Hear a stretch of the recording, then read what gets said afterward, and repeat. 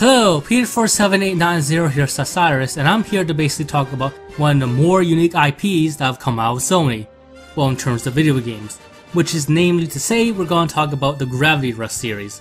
Well, this video is going to detail more about Gravity Rush 2, but I suppose I should talk about my thoughts on the first game, which is to say I really liked it. I liked the charming presentation with how both the character design and the world design did really have that ghibli feel to it. More importantly, in how Studio Ghibli presents technology in their films. I think I get the same feeling in Gravity Rush, with there being a combination of steampunk and sweeping European architecture. I thought the characters were also incredibly charming, especially Kat, which I personally think is one of the most adorable characters I've seen without taking the cute factor too far, with her bubbly and outgoing personality, while also knowing when to be serious and knowing when to do the right thing. Also love how they implemented the gravity powers in the first game, with it providing a unique and fun way of how to travel within the game world.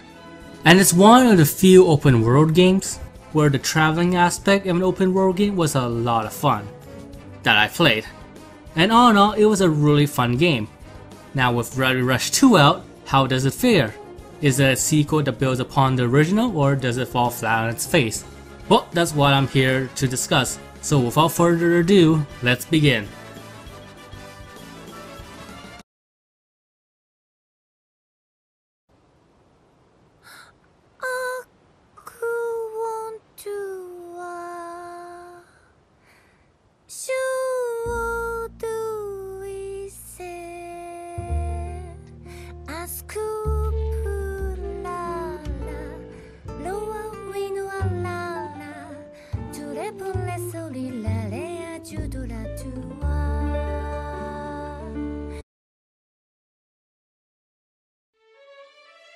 Visually, this game is just beautiful on the PS4, with the cel-shaded graphics really giving life to the overall game world, with it being vibrant, colorful, and full of life.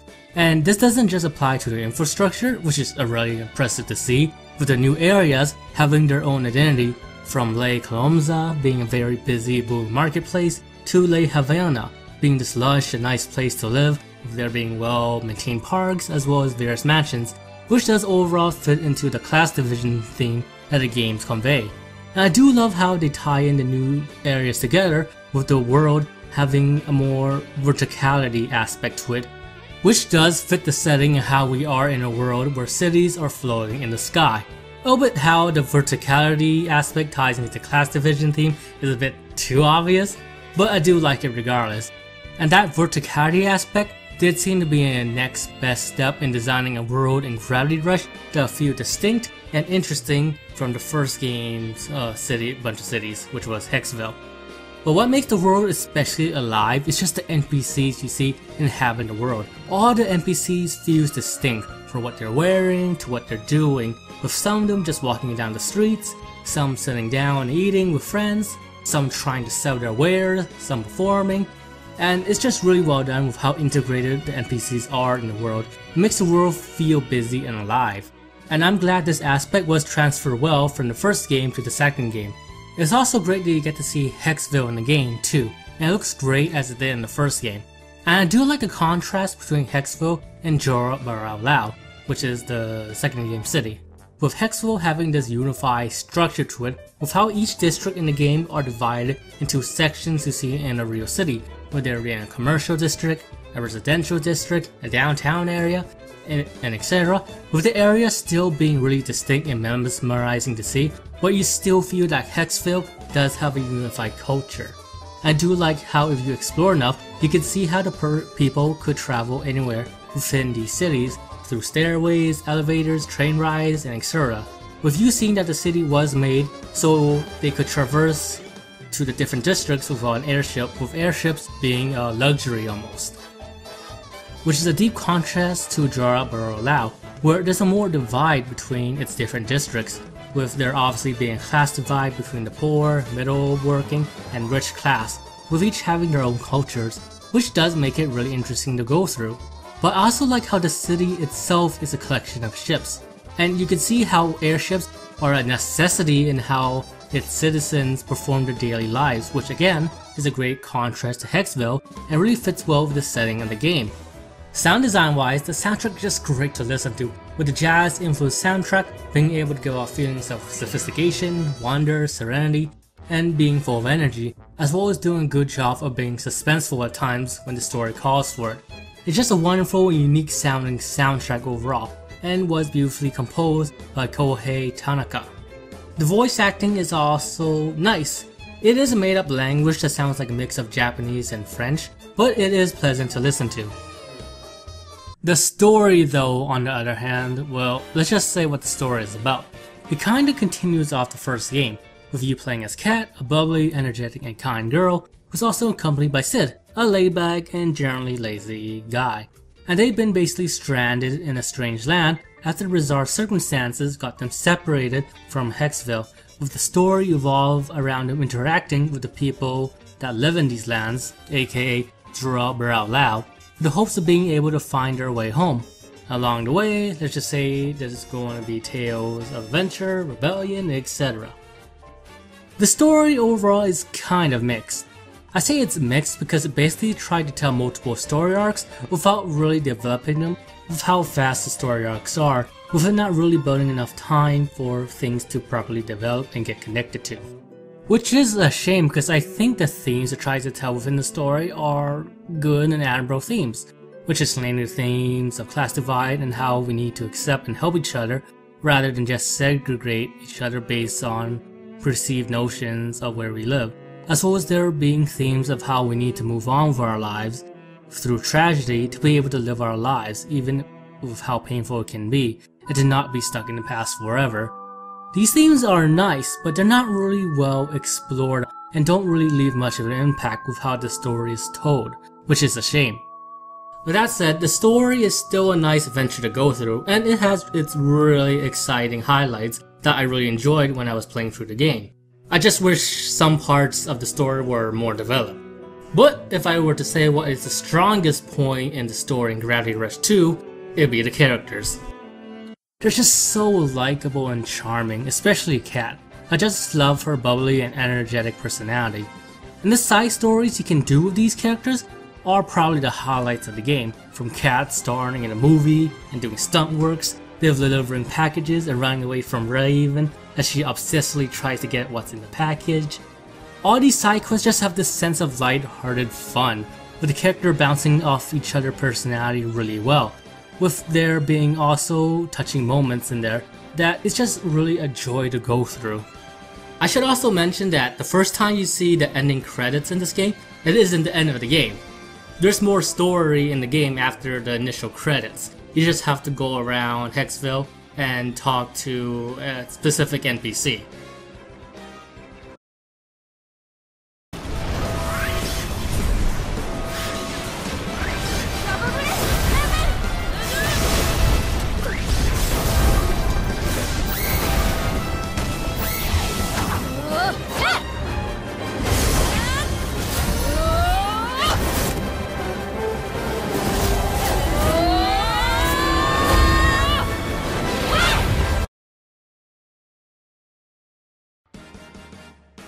Now to get to the gameplay of Gravity Rush 2. Now in terms of structure, it's pretty similar to various open world games, with there being an expansive world to explore using your gravity powers, from there being collectibles to, well, collect, which you can use to upgrade your moves, to there being a variety of side content to do with your gravity powers, as well as the main story to progress. In terms of where the game would be on the open world scale, I say Gravity Rush 2 is almost as open-ended as a Bethesda game, with you being able to travel mostly everywhere you see in the open world using Kat's gravity powers, but the only thing that's a bit linear to the structure is that you have to progress the story to get access to the city of Hexville. Overall, the structure overall is good. The scope of the game, while not the biggest open world game out there, is still big enough that it does capture the feeling of gradness when you do explore the open world, and how the world itself is designed does make it fun to explore, with how Kat can travel using her powers. There's also variety in the side content, which is really good, and they're all pretty fun to do for the most part. The only exception is probably the stealth missions and finding a person quest, which really drag, especially the stealth missions. but overall the side content can be fun to do, especially with the side stories you can see through doing them, which like I said before can make them, well, rewarding. Now let's talk about Cat's gravity power in terms of overall gameplay.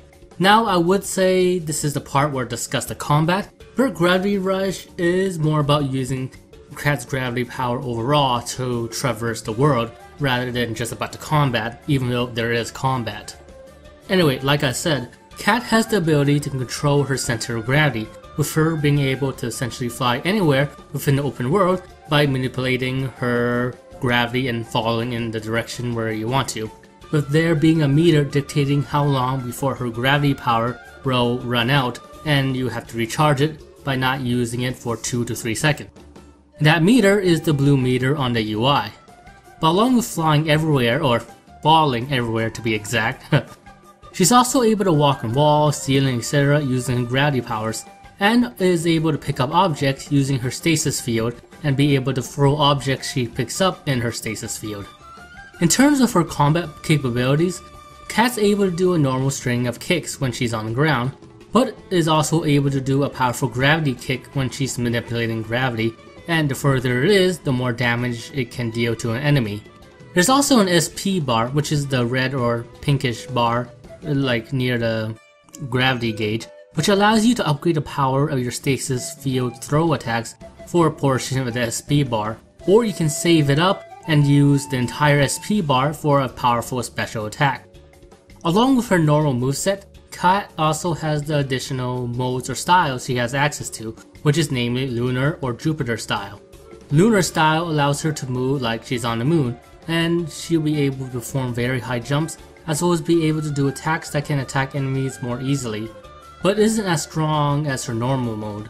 While Jupiter style will make her extremely heavy, it will make her attacks much more devastating, with her gravity kick allowing her to deal AoE attacks, but she is much slower as a result. And not to mention that her SP attacks do change depending on what style she's in. Overall, the thing I love about the game is just how you move through the open world with Cat's gravity power.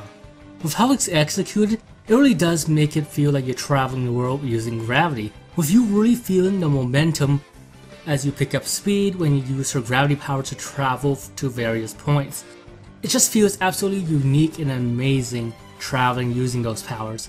And I do like the variety in how you can explore the world using the gravity powers, with you able to fly using it, walking on ceilings or walls, gravity sliding, using the lunar style to jump from building to building, and etc. It's just so much fun and satisfying to use Cat's gravity power to go from place to place. It really does a great job of conveying how a person would travel if they had these gravity powers.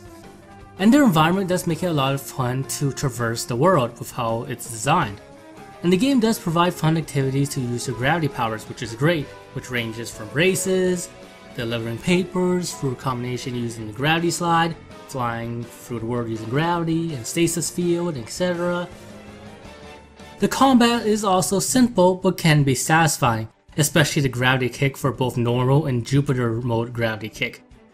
And I also do like how there are enemies that do promote you to use the different styles that do spice up the combat. And stasis mode is much improved from the original, with you not floating in the air like you did in the first game, with there also being a lot of stuff to throw in this game due to it being on the PS4, with it now being really fun to use the stasis field abilities. Especially when you use the SP charge throws, it's just so satisfying to see that charge throw go through so many enemies like a hot knife through butter. Now the problems with the combat is probably how disorienting it can be, especially with the camera, with you sometimes losing track where you are or where the enemies are. The combat can also be a bit simple. It can be satisfying, but there's not really much to it.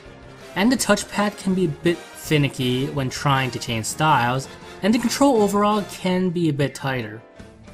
Now in terms of progression system, the game has a rather simple progression system, with you being able to upgrade various moves using the ores you find in the open world, with there also being a light leveling system that's tied to how many missions you can do, with the benefit of leveling up is getting higher HP and higher gravity gauge. Overall, it's an okay leveling system with you feeling a decent amount of progression for using the systems.